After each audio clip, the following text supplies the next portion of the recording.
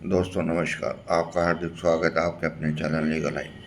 ये अंधकार से प्रकाश की ओर चलने की व्यवस्था का चित्रण करता है। जब भी मनुष्य होश संभालता है तो कोई न कोई क्रिया करता है और उसको क्रिया को संचालित रूप से करने के लिए वो कुछ सिद्धांतों का सहारा लेता है। वो सिद्धांत जो उसको उसके कार्य के लिए उपयुक्त होते हैं,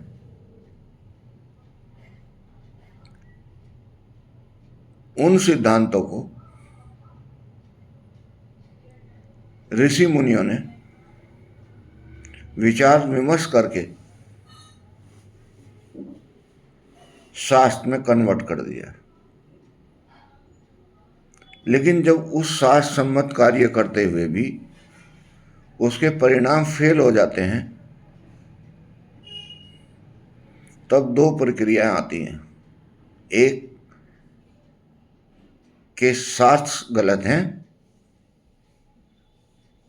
क्योंकि पूरे विधि विधान से उस प्रक्रिया को किया गया है, और दूसरा कि कर्म से ऊपर हैं, ये विधि का विधान है।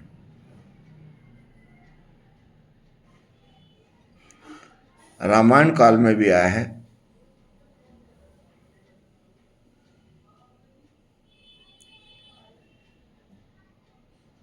कि सब विधि सम्मत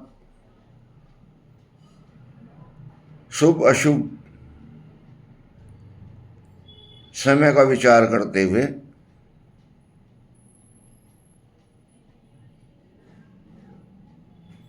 राज्य सिंहासन पर राम को बैठाने की तैयारी थी, लेकिन नहीं हो पाया। और जो करने वाले थे वो महाविद्वान थे, ये भी सर्वसम्मत है। लेकिन जब भरत ने जिज्ञासा उत्पन्न की तब उन्हें एक ही उत्तर मिला कि ये विधि का विधान था, यानी कि कर्म से भी ऊपर कोई विधि का विधान चल रहा है, तो हम उसी के लिए प्रयत्नशील क्यों ना हो जो सबके लिए प्रेरणा का केंद्र है। उससे प्रेरणा क्यों ना लें? क्या हमारा मस्तिष्क दिव्य शक्तियों से युक्त होने के बावजूद भी सही कैलकुलेशन नहीं कर पा रहा है, और सही कैलकुलेशन करने के लिए हमें उस स्तर पर ही जाना होगा जहां से विधि का विधान चालू हुआ है। और विधि का विधान जो अगर चालू हुआ है उसे समझने की कोशिश करते हैं तो ब्रह्मरंध्र से लेकर पैर के तलवे तक जो चेतनाएं बह रही हैं वो शरीर और मन विज्ञान के थ्रू बह रही हैं। उन पर नियंत्रण शरीर का,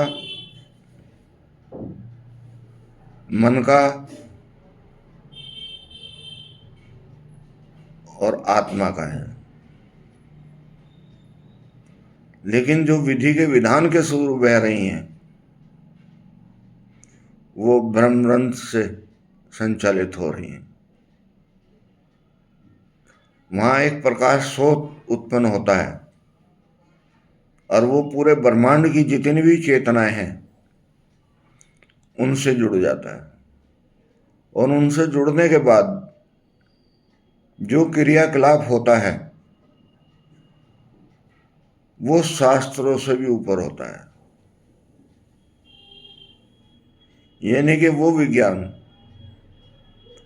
जो मनुष्य की मूलभूत आवश्यकताओं और शरीर के विज्ञान को भी ओवर रूल कर दे, उसको विधि का विधान कहते हैं।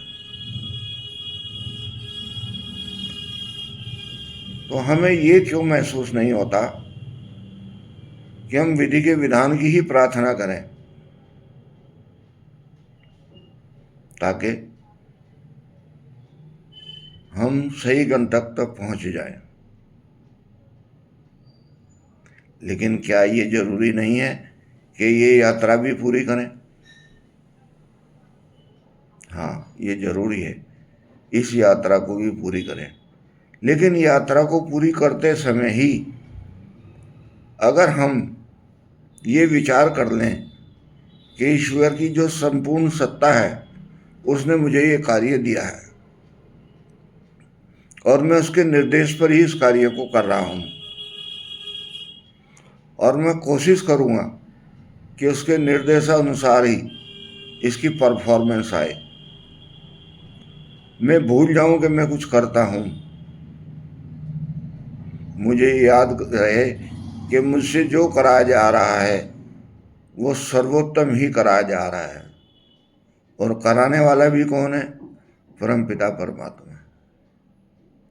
जब मैं ये सोचकर समझकर समर्पित हूँगा, तब मुझे विधि के विधान की कुछ श्रेणी का पता लगेगा, और वो श्रेणी मुझे समाज में जीने के लिए प्रेम उद्भव करेगी।